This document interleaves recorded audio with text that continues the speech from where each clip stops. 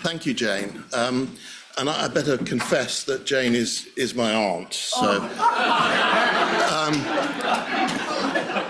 from the beginning. Not where I want to be, and he wasn't supposed to say, "Get on with it, Charlie, or she'll be off the..." Well, as we're keeping it in the family today, I think I have to confess. So I'm Charles Ashton. I'm a physician with an interest in stroke, elderly and general medicine. And I've actually been a medical director, now called a chief medical officer, for 25 years, believe it or not. And I got an interest in medical management really when I was working in Guy's as a senior registrar with Professor Harry Keane. You may remember Harry Keane, who was instrumental in trying to fight some of the NHS reforms when the market came in. So I had that interest, and I went to Worcester to be a consultant, and very rapidly was identified as somebody who could help in medical management. And quite close to being a consultant, 5 years in, there was somebody who wanted to be medical director, and I thought it was going to be a disaster, and decided that really I ought to have a go at it. So I did. And so I was medical director in Worcester. It was a part-time job really in the early years, but I saw the whole thing change, the NHS changed. And in 2013, I actually became pretty much a full-time medical director, now chief medical officer in South Warwickshire. And South Warwickshire is, I believe, a good trust, and I would absolutely identify with many of the things I've heard already this afternoon that can go wrong, and I hope to explain how it can go right. Slide. Green button. All right, okay. So why do I say that we're good? And I'm going to give you some evidence. I think the biggest indicator of patient safety in an organisation is how you're doing in your staff survey, because the staff is the care you provide. And if your staff believe in the care and they're working as a team and we're all batting on the same side as the patient, then good things happen. And our staff survey, constantly improving, we pay attention to it. It's the 4th best in the NHS. We have an outstanding CQC rating. We have segment 1 performance. This is what NHS England looks to try and segment your performance, but it looks at quality, access, waiting times and money, and we're number 1 at that. Plus we are a foundation group. So we've heard a bit about mergers this morning, and I, having been through some mergers in Worcestershire, would agree they're pretty destructive and could cause all sorts of problems, and even if well managed, you spend years recovering from them. But so what we've done is share our good practice with now 3 other hospital trusts. And the way it works is our chief executive and chairman becomes the chairman and chief executive of those trusts. But we work with them to share good practice at pace. And that goes both ways. We don't interfere with the culture and the things that actually are making those organisations good, but try and improve them. Okay. So, as I think we've probably worked out from what we've heard already, it's all about culture. And the culture in an organisation is as good as its leaders. It involves trust. And the trouble is with trust is it arrives on a donkey and it goes away in a Ferrari. It takes a long time to build. You need established leaders who actually are linked to the organisation. The other thing is we absolutely believe in is a just, compassionate culture. And there's science on this. There's Professor Michael West, who you may have come across, who absolutely demonstrates that organisations where there is justice, natural justice and compassion actually perform better. They perform better in terms of quality and money, and are just generally much better places to work and produce much better care. The board has to buy into this and believe in it, and has to link with the frontline staff. And that means actually going and talking to them.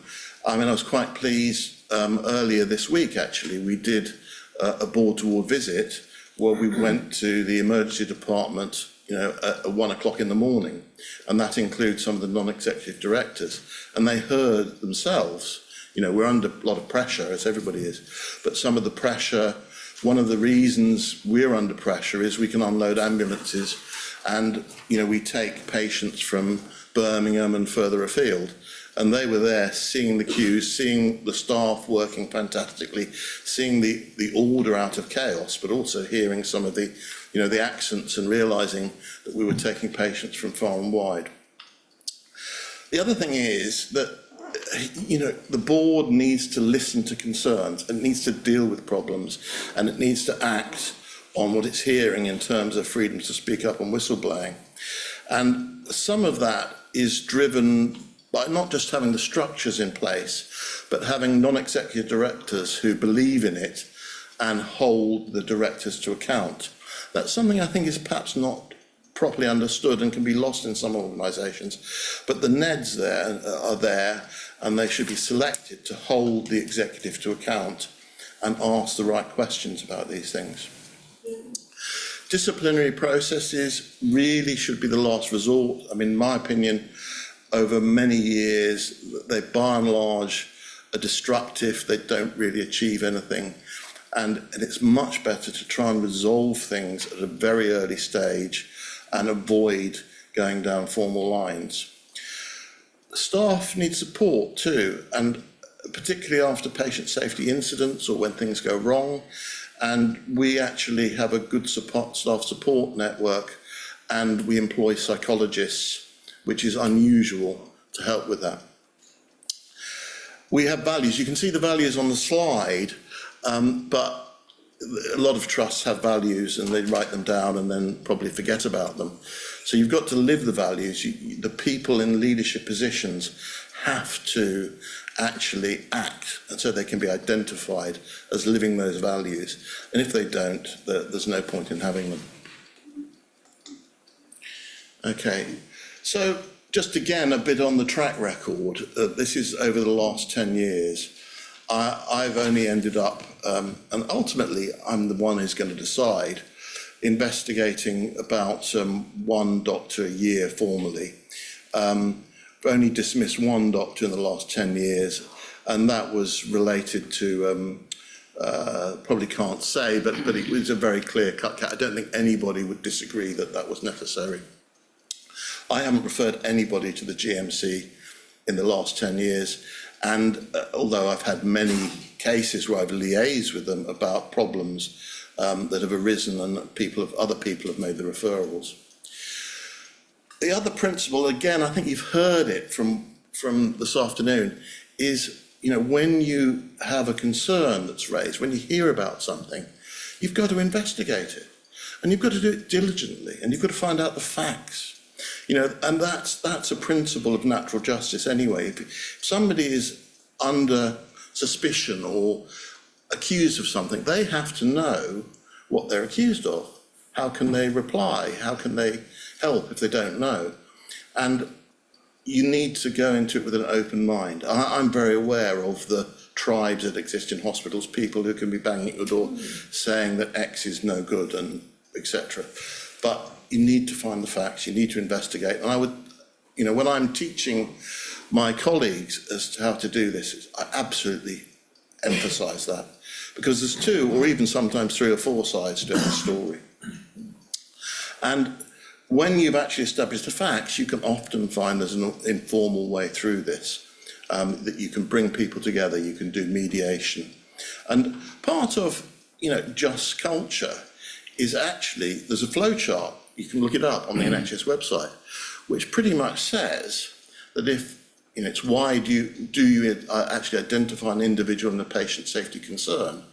And the first question is, did they do something maliciously? No, okay. Is there a real health problem? No. Did they follow the protocol? Well, yes, then it's discarded. And the only other reason that you might want to investigate somebody is if they knowingly disregard protocols.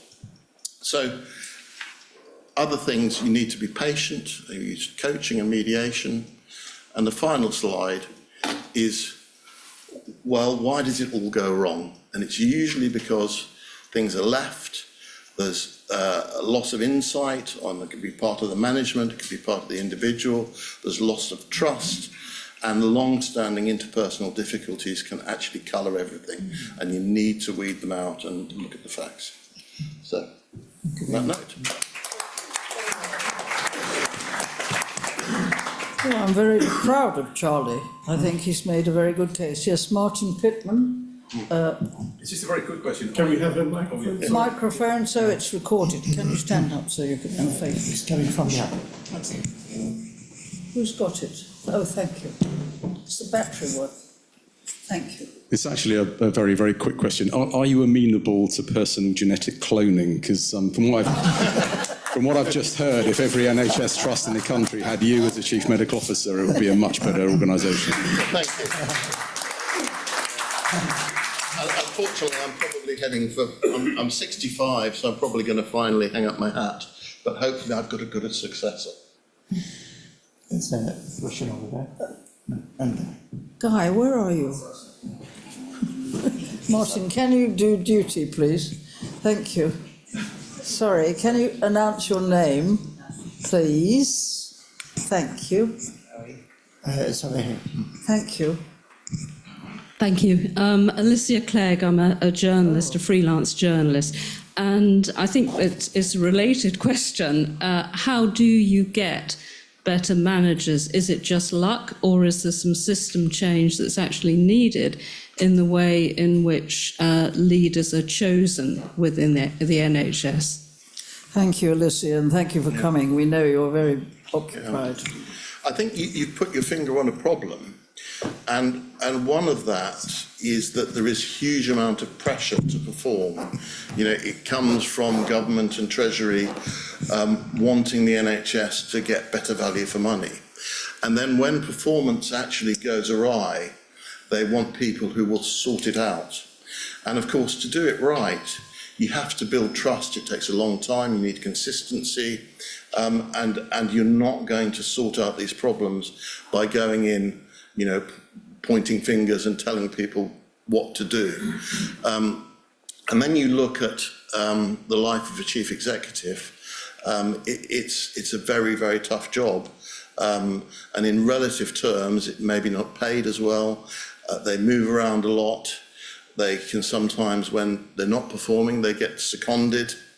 And so, in answer to your question, yes. And some people are looking at how they can improve the quality of chief executives.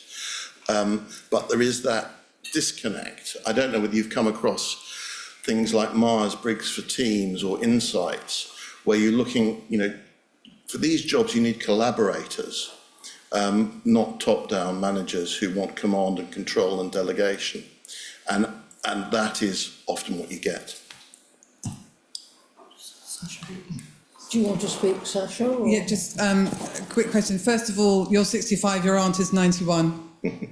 So, but seriously, my question is, it has struck us that what is strange and probably not correct is that there's an awful lot of pressure on medical directors to trigger an MHPS investigation. So from our perspective as a union, it is absolutely fundamental and key that that does not happen.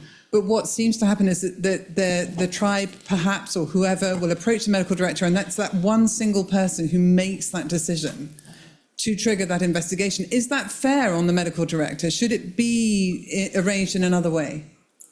I think it comes down to the training and experience of medical directors, because I'm sort of long enough in the tooth and firm enough in mind to be my own person and make my own decision. But junior medical directors can come under a lot of pressure, as you say, from colleagues, peer pressure, you know, threats of votes of no confidence and that sort of thing. So a lot of trusts do actually have a panel where there will be more than one person, often with HR, who will look at these concerns and produce a collective decision. And I think that's a good thing to do, as long as you've got the right people on the panel, of course. And HR is very important and is of variable quality. Salam? Can I make a quick comment? I think before the training, a lot of people say those people are not trained enough. I think training is secondary to your nature. You are good nature, you are wise, you are fair, you are open, and you give time to think about the case before you jump. You don't shoot from the hip. That's why you are successful. The training comes second, in my view. Yes, please. Sorry, just a minute. I think you were next to speak. Do you want to speak? No, I'm looking at you. Yeah.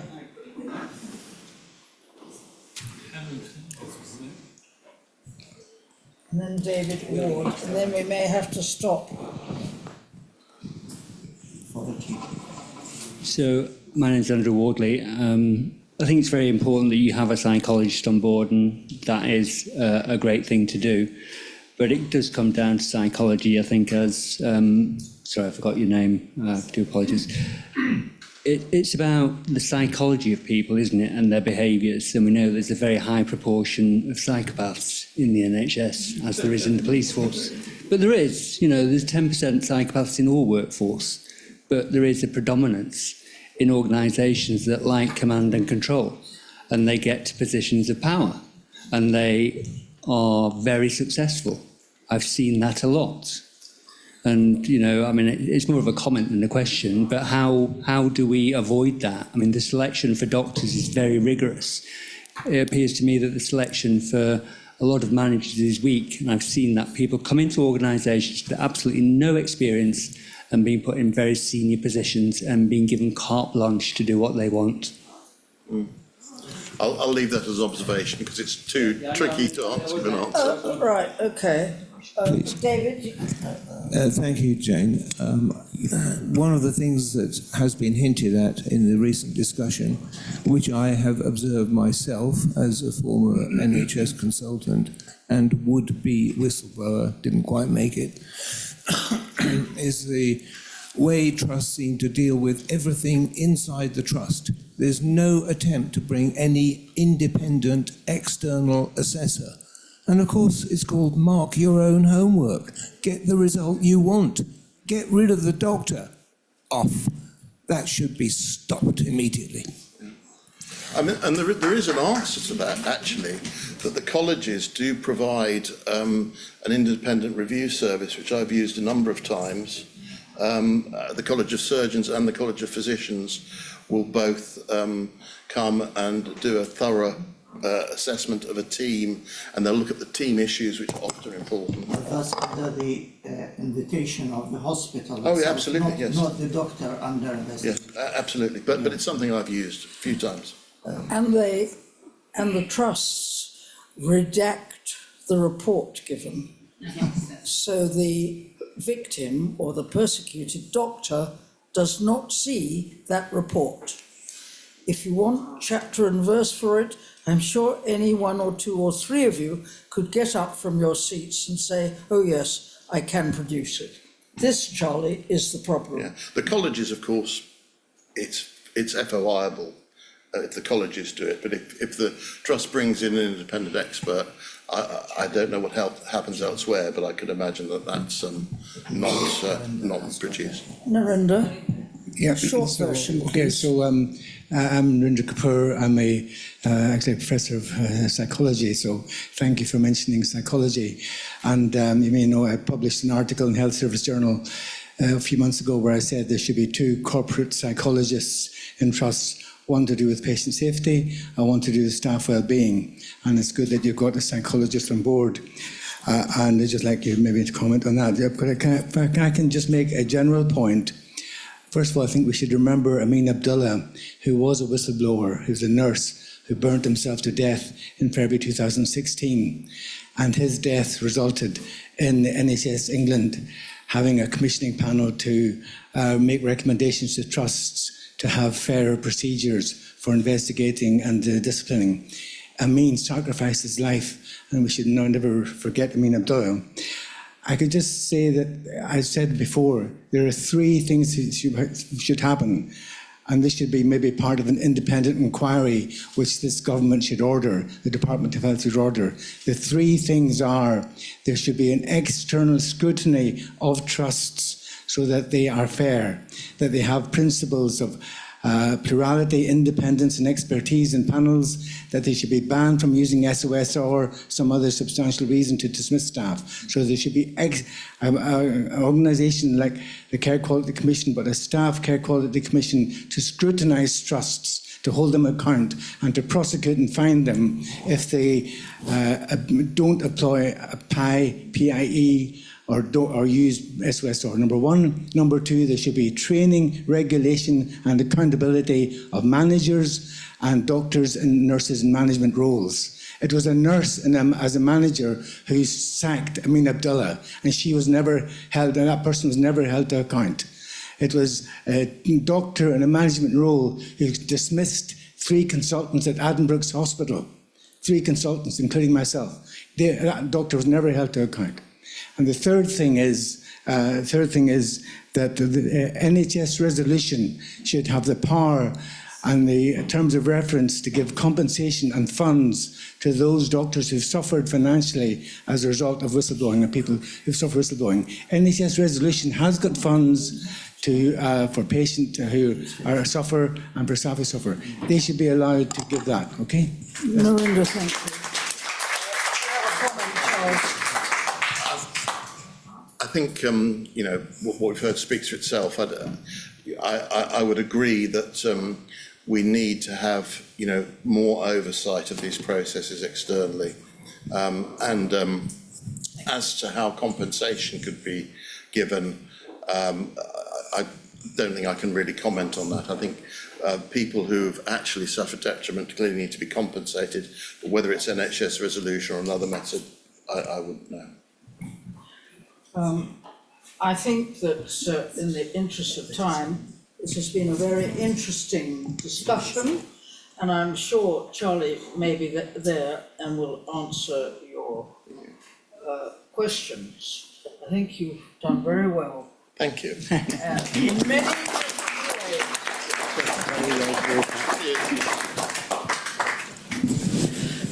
I rarely kiss men. I'm very honoured.